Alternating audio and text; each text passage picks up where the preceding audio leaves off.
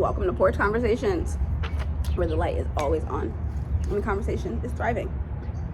As a black woman, I have not come across many other black women that have been as interested in Lord of the Rings as I have. Yeah, you heard it. This is the video, you guys. This is it. I told you I was going to talk about it. We're going to get into it today. Okay, as normal, I have my notebook. Let's get into it, you guys.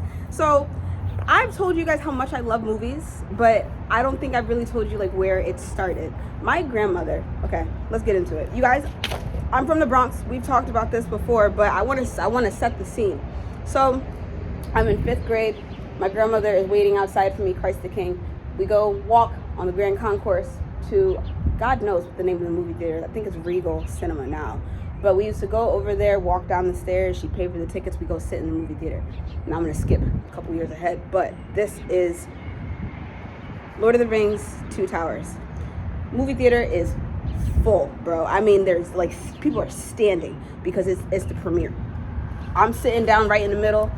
Legolas, he's shooting his arrows. And he gets on his fucking shield. And I mean, standing ovation, nigga. It was wicked. I almost cried, bro. I've never experienced anything like that in my fucking life. Orlando Bloom, he did what he needed to do. Anyway, listen. As a child, like, I wasn't so much into fantasy, but like Lord of the Rings, Harry Potter, Star Wars. My grandmother was the reason why I loved those movies. Like, she was always the reason that I went to the movie theater. Like, I loved movies as a whole because my father was into movies. He was an actor. If you've seen Renaissance Man, he's the one guy that's talking to Danny DeVito in the beginning. He's in the background of Twisters. He was in New Jersey Drive. He's been in a Kiss commercial, K Jewelers. I don't know. There's a lot of shit. He's done things. He's a professor now, but anyway.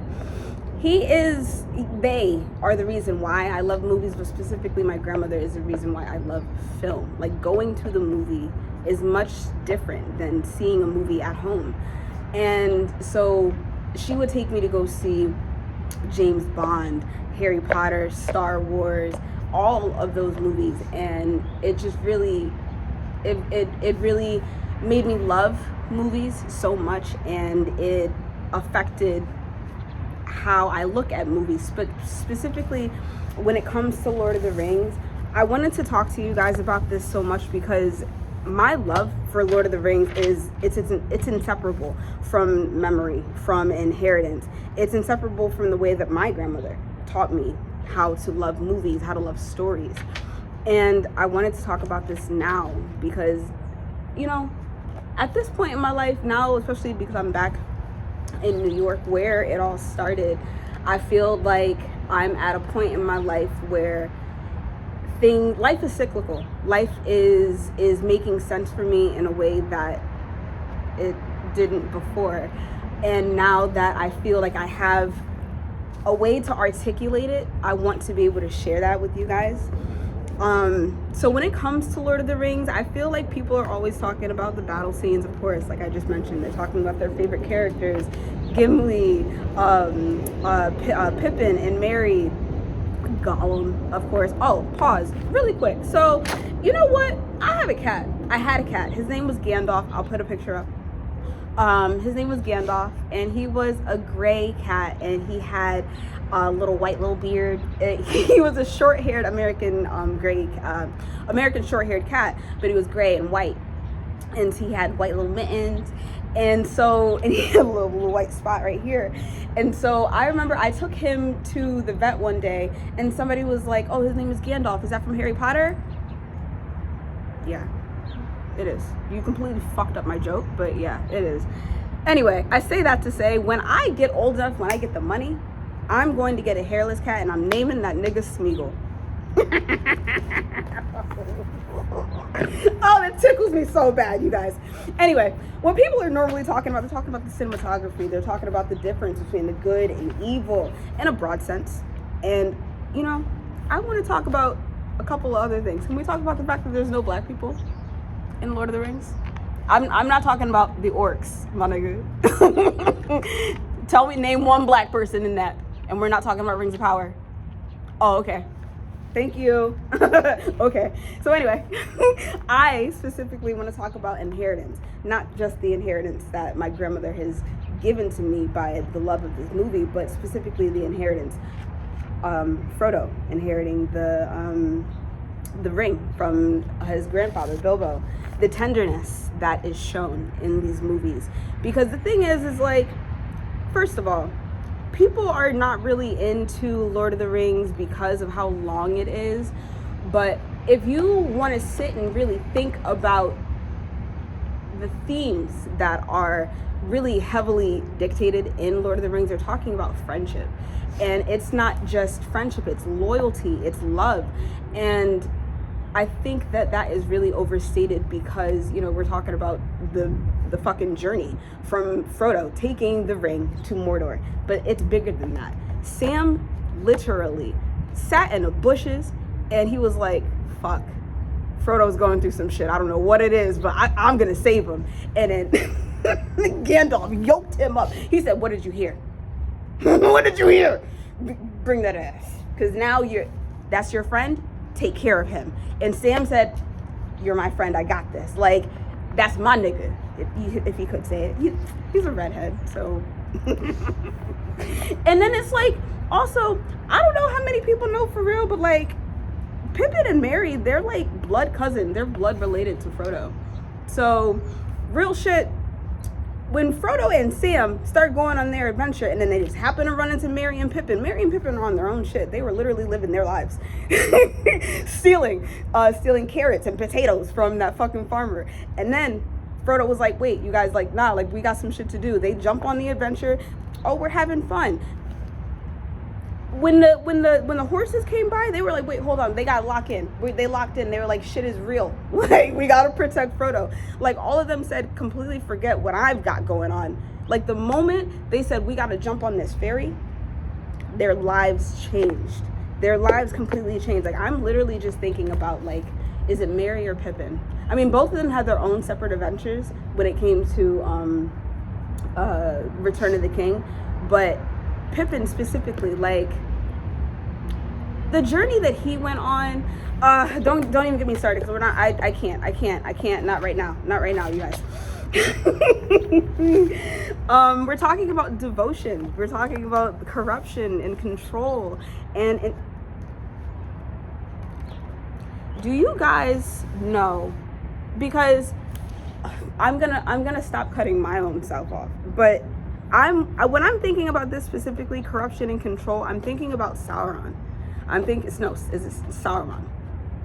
Because when Gandalf went in there, he said, bro, what happened to you? He said, nigga, this, you not, hold on. He tried to go and Saruman closed them doors. He said, oh shit. you not who you used to be. You have an unhealthy allegiance to losers. He was not happy with that. He was not happy with that situation, bro. Like, I want to talk about the loneliness that comes with this movie, because Frodo, Elijah Wood, that nigga, we grew up with him, bro. We grew up with him. We grew up with Daniel Radcliffe, with Rupert Grint, with damn it, don't tell me her goddamn name. Hermione. I'm sorry, Hermione. I know your name. I swear to God, I do. Emma. It's Emma somebody. Not Roberts, because that's the American Horror Story girl. That's Julia Roberts' niece. I know who I'm talking about. Y'all know who I'm talking about. Anyway, we grew up with them. I think about Elijah and I'm just like, damn, like, okay, I'm getting on a tangent. Frodo dealt with loneliness in a way that no one else in that story can relate to. Sam, I think too, because it's like, you know how you may have a friend that's going through some shit and you just genuinely don't know how to support them, but you support them to the best of your ability. Sam is that friend. He went through the fire.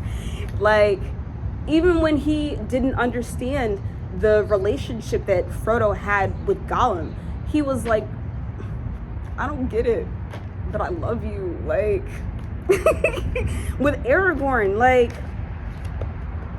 Aragorn went through several transitions as well. Like, when we first meet him, he's Strider, and he's on his own, and he's in the back, and he's like, I'm watching. You feel me? But he was sent on a journey. But he didn't know that he was meant to be a king. He put that to the side. He was like, I don't feel up to being a king. But like, that was his responsibility. And regardless of all the shit that he had going on, he saw Frodo and he said, y'all are talking about some shit that you shouldn't be. And people can hear you. We gotta get the fuck. We gotta get the fuck. And then when I told you guys that Princess Bride taught me about love, Éowyn and Aragorn. That is a love story. That, like, loneliness, you want to talk about that's loneliness that nobody else will ever be able to understand. Éowyn is an elf. Aragorn is a man. He's mortal. She said, fuck being an elf, bro. I love you so deep. I'm gonna give that up. Her father said, hello? Excuse me, get on that goddamn boat. Get on that boat. He said, excuse me, sir, I don't like that you got my daughter in a chokehold like this. You have your own responsibility, sir. Go handle that, please. Look at what you're doing to my daughter. Oh my God. And then Arwen, bro, she said, I don't give a fuck what you guys are saying. I can do this. She took off that. She said, yeah, it's a woman under this bitch. Pay me my respects. Okay? What? Everybody had their own sense of grief and belonging. And let's talk about belonging. I opened up this segment by saying that nobody, I have not come across very little. I've come across very little Black women besides my grandmother that are genuinely interested, that can have a conversation nonstop about Lord of the Rings. Like, I need you guys to understand, and I talked about it briefly in the episode of the movies that fucked me up as a child. When I was working for FedEx, I was driving, stopped at McDonald's to go get some food real quick, and I just happened to look over. I see this big ass billboard, Ring of Power. I said, fuck yeah, let's get into it. You know me, I love Lord of the Rings. That's my shit. And then I watched the first episode. Gimli's father, his father's father, his wife, Black.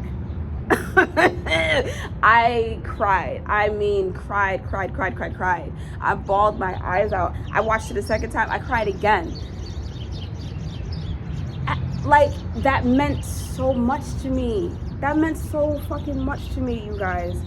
Because, like I said, you don't ever see anybody Black in The Hobbit, in The Hobbit 1, 2, and 3, in The Lord 1, 2, and 3. Like, you don't see any of that. But then we had the prequel. We had Ring of Power. And not only did we have the Black Dwarf, but we had the Black Elf. Pause. Did anybody watch Ring of Power? How did you guys feel about it? I liked it. I didn't love it, but it was interesting. Did any of you read the book? Because I did start to read The Hobbit. I did. J.R.R. Hold on, friend. I know he's long dead. I know he's long dead. But, like, we need to give him his respect because, friend, you did that. Like, to create your own language, like, to create your own world. And I know that a lot of it came from his own experience in World War I believe. It was one of the wars. It was one of the wars, but I know that a lot of that experience came from that, and he just had to, you know, as a writer, as a creative, a lot of who you are ends up coming out in your art in whatever form that takes. But it's just like, this is so beautiful. When it comes to the true meaning of friendship, again, I mean, I could talk about Frodo and Sam and Merry and Pippin for hours and hours and hours, but let's talk about Gandalf and Bilbo. Gandalf walked up on that nigga and he said, yo, how you doing? He said, good morning. And Bilbo said, is it? No. It was Bilbo. He said, good morning to Gandalf, and Gandalf goes, is it? he just starts talking to him. He's like, man, do I know you? And he's like, yeah, I know you. You're Bilbo Baggins. And he's like, hold on a second. Like, why are you here? Like, you used to do the fireworks. Like, what's up with that? Oh, you're just a wizard. Like, and he's like, no, like I'm here for a reason. I think you should come on an adventure with me. I think that you would be the perfect person. And he's like, no, dude, I've got things and stuff. I don't think so, but thanks so much for the invitation. You know what I mean? I've got shit to do, friend. Get the fuck out of here. And then he ends up putting the thing on his door, and then fucking what's his name? Oh, don't tell me. Thorin. Ooh, whoa, hold on, because The Hobbit, yo, that shit blew me away. Martin Freeman did what the fuck he needed to do, because hold on, back up, you guys, because if you guys are tuning in with me, the way that they ended Lord of the Rings, like Fellowship of the, like the way that they began it, where Bilbo is in the front, he's writing his book, and then they end whoa, cinematography. The cinematography, my friends. They did that. Put the sigil on his door. Thorin showed up. Knock, knock, knock. Hey, Philly and Killy. Wait, why did they kill off Killy? Why'd they do that? What? Oh, shit, my bad. Spoilers. I'm sorry. I guess I should probably. Hey, this is not even that kind of channel, you guys. I think you guys need to just lock in. You feel me? Lock in. Why'd they kill Killy? Why'd they do that? Why'd they put in that little love story? Because I don't even think that was really a thing, for real. I think there are some things that J.R.R. might have not appreciated, but that's neither here nor there. Thorin? With his sexy ass. Man, anyway. That was such a good movie. All of them were such good movies. I think out of the whole series, Hobbit 1, 2, 3, Benedict Cumberbatch? Wait, because him and Smaug,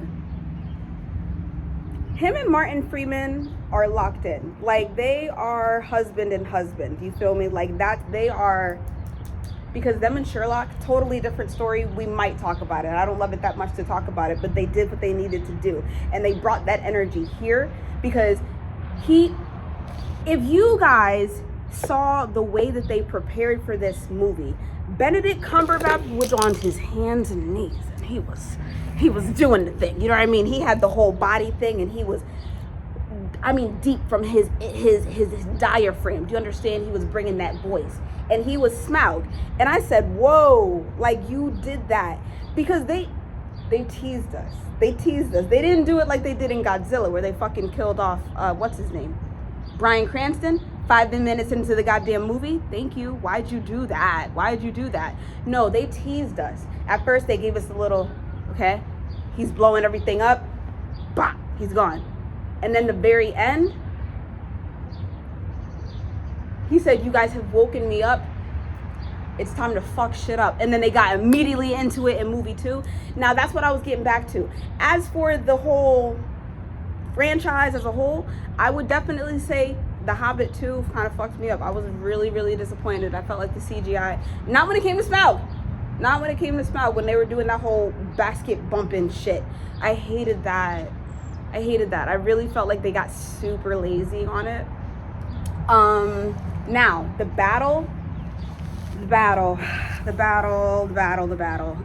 the third movie, I literally am seeing it right now. The CGI was so fucking terrible. Like, they came up over that hill, and I'm seeing him on the moose, and it's the way that, like, the gold was like glinting off of the sunlight. It was like the CGI could have been done better, you guys. It's like, with as much money as you guys have been putting into these movies, and as much time as you've been making us wait, you could have done a little bit better. Because even now, you look back to Lord of the Rings, that shit. Whoa, wait. Gandalf? Because we have to fucking talk about Gandalf. What the fuck is that man's name? Oh, don't do it to me. Magneto. Sir Ian McKellen. Okay. I had to do a full spin. You guys, when I say that I watched the special features, I need you to understand that I really mean that. Like, I'm not saying that because I think that it's funny. I think that, like, I legitimately did that. So when I found out that Ian McKellen was in that damn, he's in the green screen room. I'm trying to get back so you guys can see what's up. So when he says you shall not, he's fucking talking to a tennis ball, my nigga. That is a class act. That is an actor, you guys. You shall not pass!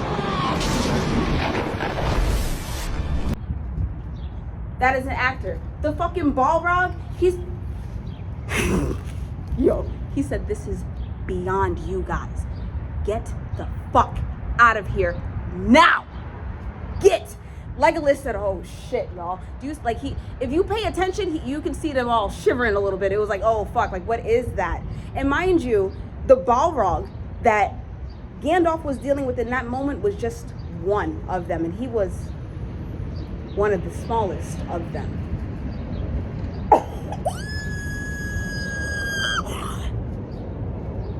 And then when he fell, he said, run, you fools. Ooh, they said, oh my God, everybody was crying. Everybody was crying. Everybody was crying. Frodo, Aragorn,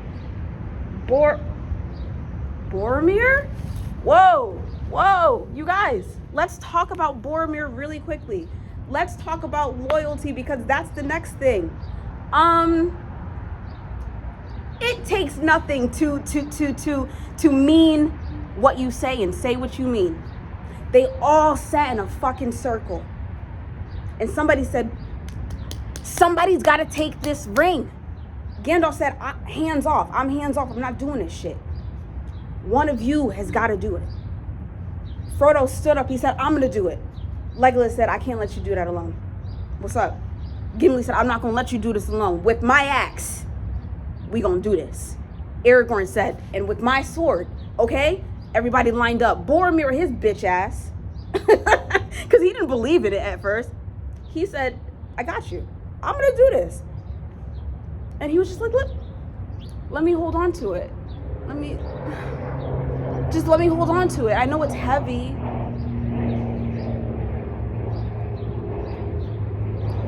Boromir. But it's like, again, it flip-flops. Because yes, he was a bitch and he almost put them at risk. But then at the very end, he said, fuck it. You know what? It's not even worth it. I'm going to sacrifice myself so you guys can do what you need to, because this is bigger than me. And he sat there, took them arrows.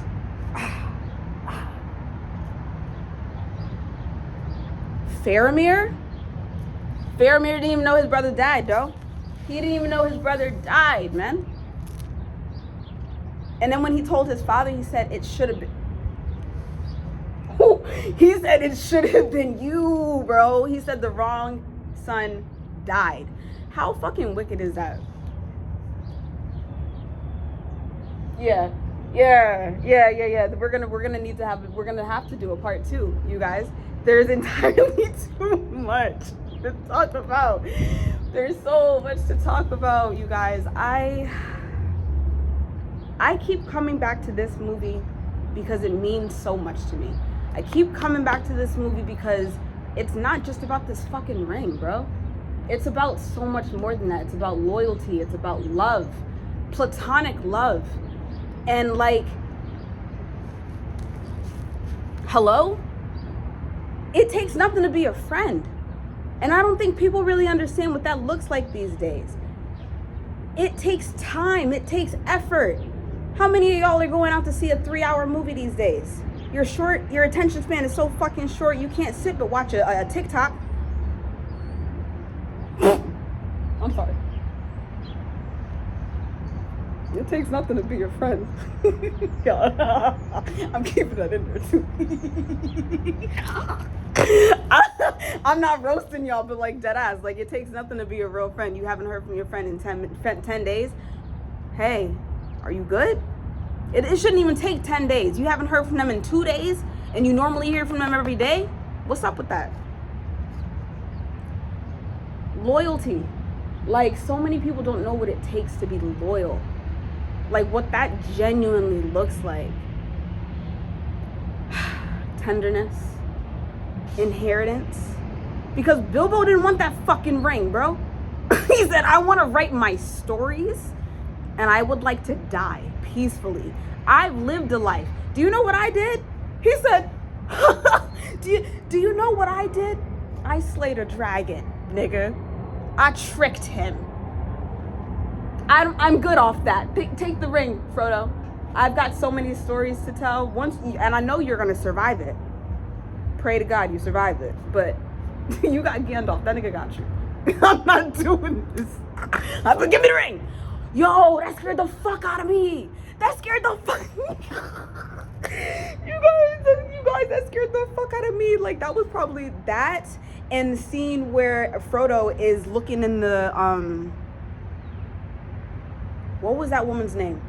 What the fuck was that woman's name? Because she, in the special features, I'm telling you, take the time out. Take the time out to go watch it. But in the special features, they were saying, like, not only in the movie is she ethereal, but like, just, she only spoke like 10, like, she was only in like 3 scenes for real. She did the narration in the beginning, and then she was in that scene. That was it. But she was like, I know, like the scene where Frodo is looking into the thing, and she turns into that like monstrous fucking what do you call it? I have the name in my head, I can't say it, but that scared the fuck out of me. That's what I'm talking about, bro. The CGI is anyway. I love you guys. If you sat here and you listened to me talk for 27 minutes about Lord of the Rings in a very unordered and discombobulated way, I love you for that. I love you for paying attention to me and listening to me rant about being a black woman that loves this franchise, for being a deep cinema film fan. Thank you so much for paying attention, just in general, for taking the time. You feel me? If you guys have any thoughts, I would really love to know, like, when did you get into Lord of the Rings? Are you into it? Are there any movies that you truly don't fuck with, and why? Did you read the books? Did you like them? I would suggest listening to the audiobooks and maybe, like, you know, fully immersing yourself in reading that, because I tried to, like, just read it, and he was very verbose when it came to the songs, and I don't want to read songs, you feel me? It's a lot different listening to the you know, the person reading it. But anyway, I love you guys. This was Porch Conversations. Come back again.